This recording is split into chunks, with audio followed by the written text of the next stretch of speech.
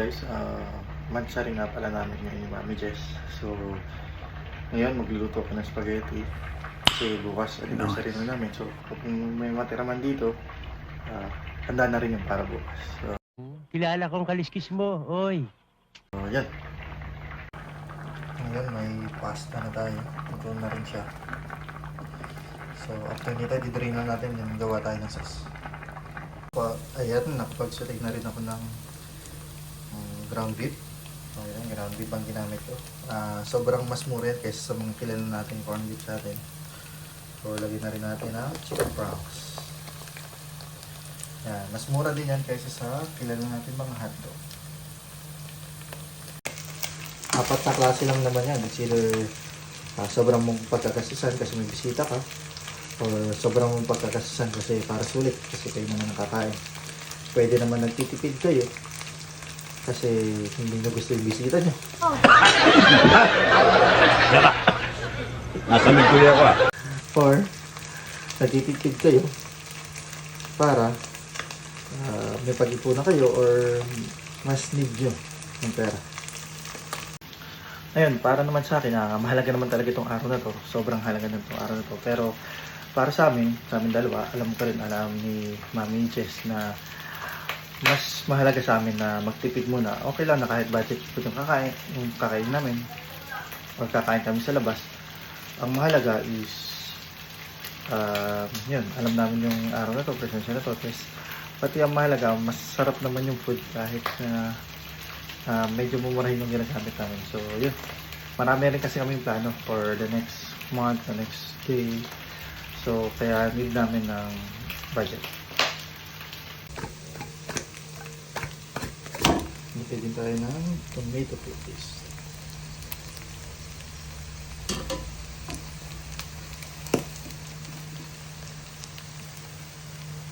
Tapos water, galing sa tub. Lagaan ng noodles.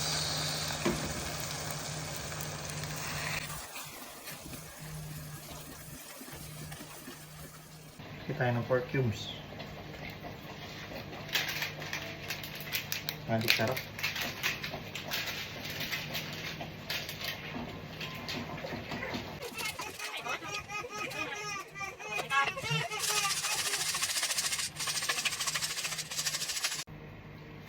Lagay tayo ng reno.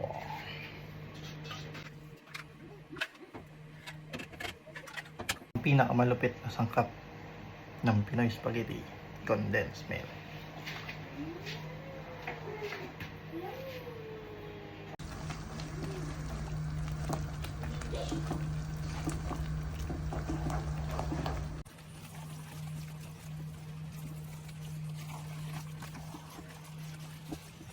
The next day.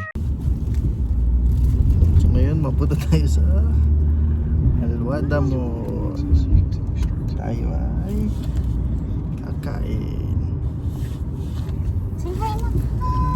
Kasi kaninang umaga nakakain na kami ng spaghetti galing kahapon. Hey baby, say hi. Oh, bad mood ba ang baby? Yan, God bless you po. Hi, Chuki. Dali.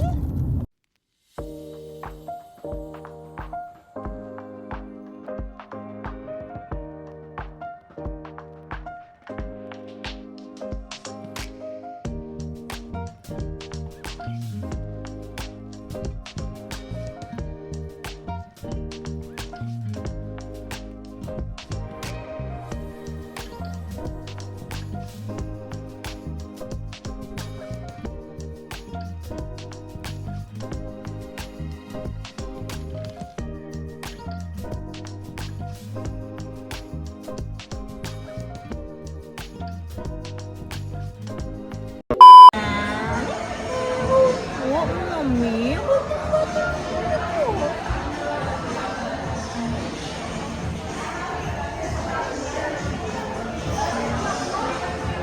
At gising na ang baby GD.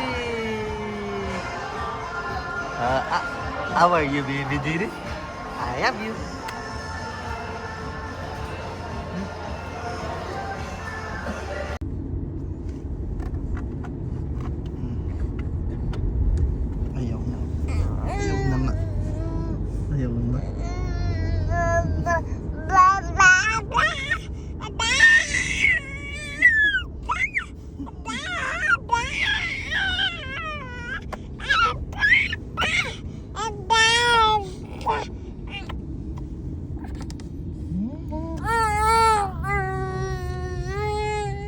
Ang